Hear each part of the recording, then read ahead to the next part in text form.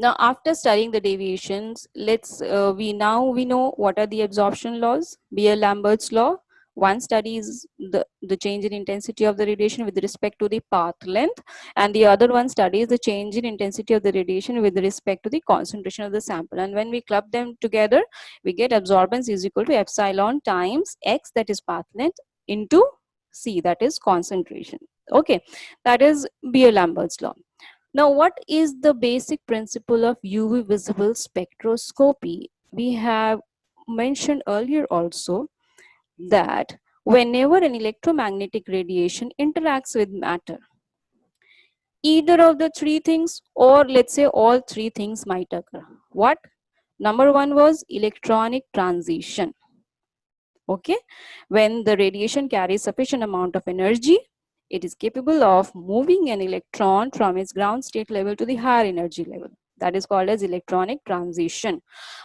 Second was vibrational transition, and third was rotational transition, when the energy is very less. Okay, so electronic transition is actually the basic principle of UV visible spectroscopy. Okay, fine. So let's say the molecules are at room temperature in the lowest energy state, having E naught as the energy, and according to Planck's energy area equation or expression, change in energy is equal to h times mu, the change in frequency. Okay, and the energy range should lie between 35 to 71 kilocalories per mole for a radiation to undergo electronic transition of the electron. That graph we had referred to earlier. Okay, the electron is jumping from this ground state energy level to the excited state energy level, represented by the blue longest arrow over here.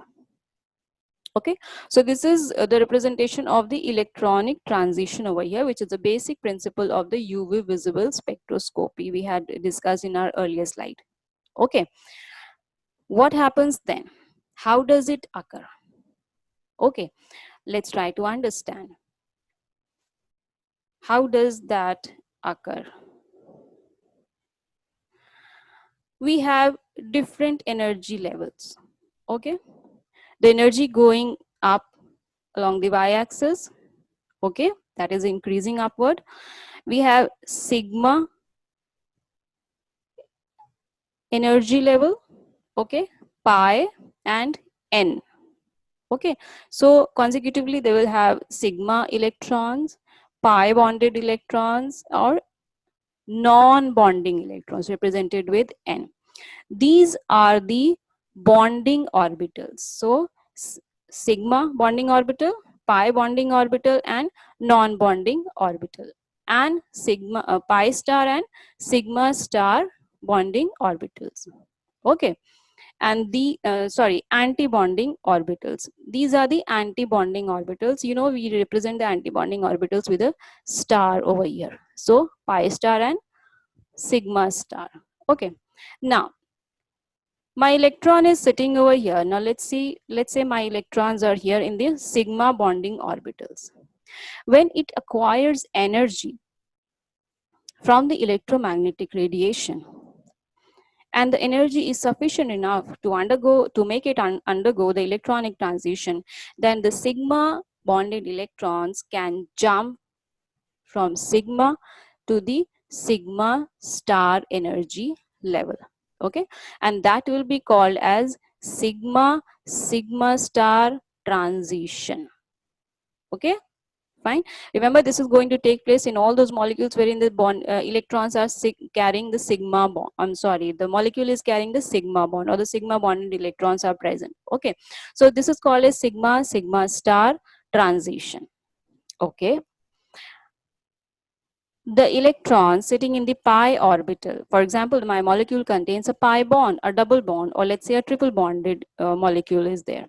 Okay, the electron sitting in the pi orbital can acquire the energy from electromagnetic radiation, and they can jump to pi star orbital.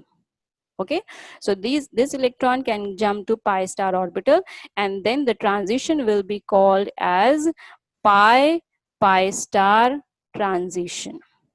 Obviously, it will be present in those molecules wherein a pi electron is present. Okay. The third, non-bonding electron sitting in this particular energy level can move from its energy level to the pi star energy level. Okay. So this type of transition, definitely likewise it will be called as n pi star transition. Okay, fine. So three main types: sigma, sigma star transition, pi, pi star transition, and the electron sitting in the non-bonding orbital can undergo n pi star transition. Also, it can undergo sigma star transition as well. Fine. So this will be called as n sigma star transition, right? Okay. Now let us try to understand what is the energy value for each of these transitions. You can see that the energy level of sigma bonded orbitals is the lowest one. Okay, so obviously the stablest one. Fine. And if the electron in the sigma orbital is moving, jumping to the sigma star energy level, the transition is called as sigma sigma star transition. Definitely the energy gap between these two orbitals is maximum. Fine. So it will be acquiring a maximum energy change. Okay, that means the energy required for sigma sigma star will be maximum over in this case. Okay, now n orbital and pi star orbital, they are nearer to each other. If I see the transition from n to pi orbital, pi star antibonding orbital, and I try to compare this particular transition with n sigma star transition. So for a non-bonding electron sitting here to undergo a transition, it will be easier for it to undergo n pi star transition as compared to n sigma star transition. In other words, the energy required for n pi star transition will be less than the energy required for the n sigma star transition, because this gap is less over here, as you can also see from the figure. Okay, fine. So n pi star transition will require less energy as compared to n sigma star transition. Okay, fine. Likewise, the energy change from pi orbital to pi star orbital will be the energy gap between these two energy levels. Okay.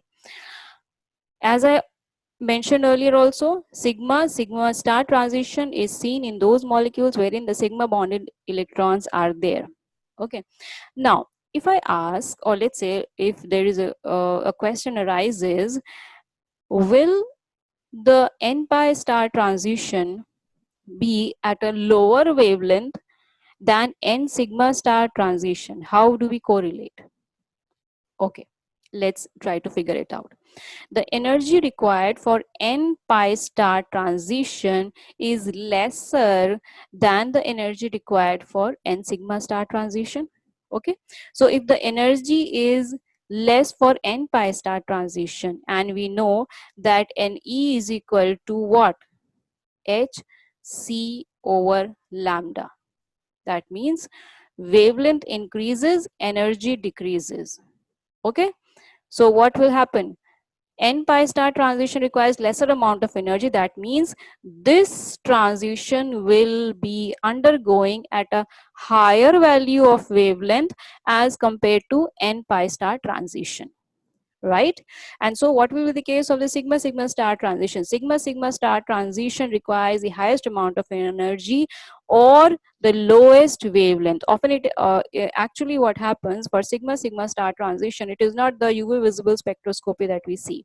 Why? Because the wavelength is so less that it cannot be studied with the help of the visible spectroscopy and even the nearer to the ultraviolet spectroscopy, but still. Okay, so the highest amount of energy for sigma sigma star transition, obviously because the sigma bond is a very small strong bond as compared to the pi bond. If I want to compare the sigma transition with pi pi star, what will be the energy value? Definitely the energy required for pi pi star transition will be lesser as compared to sigma sigma star transition. Now when the energy is less for pi pi star transition, then what will be the wavelength trend? Wavelength will be greater. So this absorption, this transition, pi pi star transition will happen at a higher wavelength value as compared to sigma sigma star transition. So these are the different electronic transitions that take place. Let's have a crisp view of all these transitions. As I told you, sigma sigma star transition present in those molecules wherein the sigma bond is present, and we know sigma bond is a very strong bond. So usually the molecules that are alkanes, they undergo sigma sigma star transition, and the energy required is enormous over there. Fine. It lies in the wavelength range from 100 to 200 nanometers usually. Okay, that is why we say that visible part is doesn't work in for this particular transition, and we need to go for the part of the ultraviolet part of the radiation, wherein a vacuum is supposed to be used over there, because it is beyond below 200 nanometers over here. Okay, so alkanes show this, and these are the high energy transitions. High energy transitions, definitely what will be the wavelength then? Very shorter wavelength of the ultraviolet region, less than 150 nanometers usually. The second is the n pi star transition, that is the electron sitting in the non-bonding orbital, it jumps to the sigma star energy level. Okay, after absorption of electromagnetic radiation. And when the non-bonding electron is there, that means what?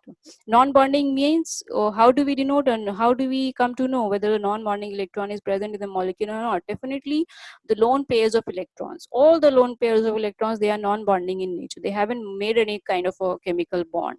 Okay, so they are the non-bonding electrons, and usually the lone pairs are present with oxygen, nitrogen and sulfur, halogens also, whenever they combine together with another element to form a molecule.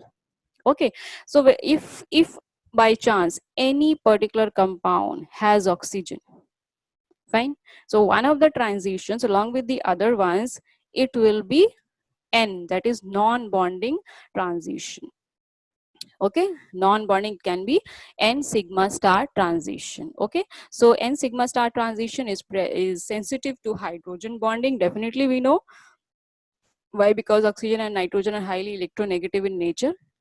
That is why these the compounds of these elements are capable of forming the hydrogen bond with the other molecule. Okay, so such associations actually occurs due to the presence of non-bonding electrons on the heteroatoms, that is the oxygen or the nitrogen or sulfur over here.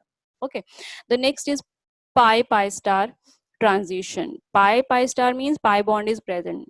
If a pi bond is present, it is unsaturated carbon compound. Okay, so unsaturated means a double or a triple bond, or it can be a diene also.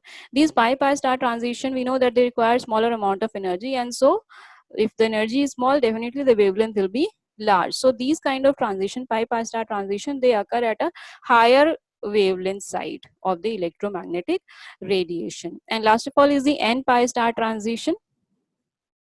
Okay, N pi star transition requires the least amount of energy, as we had seen earlier in the earlier slide also, that the energy levels are not far from each other, so the energy gap is less, so it requires the least amount of energy, and hence least amount of energy means longer the wavelength.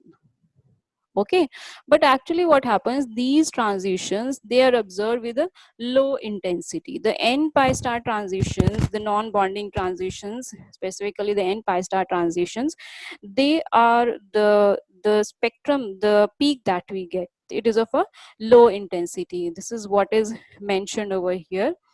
I'll just explain it to you. What does it mean that the transition is observed at low intensity? This peak, this band represents the intensity. Okay, so whenever I get a, let's say I get a peak like this, that means I have two curves over here. Okay, the lower intensity one and the higher intensity one. So the n pi star transition, whenever it occurs in a molecule, what happens? How do we attain it? It will be a low intensity curve.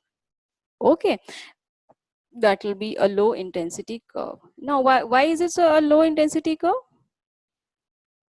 Just try to make it out. Just think a little bit about it. Why it is a low intensity curve? Why is it so? Why don't we get a proper high intensity curve? See, suppose we have a molecule. Okay, fine. This is the one. Now these are the pi electron clouds. Fine, and we have a sigma bond over here, and this oxygen is carrying the lone pair of electrons. Okay, the non-bonding electrons. Actually, what happens, these n orbital electrons, they have to go to this pi star energy level. Okay, they have to jump to the pi star energy level, and these lone pair of electrons, these lone pairs or orbitals, they do not lie in the plane of the pi electrons.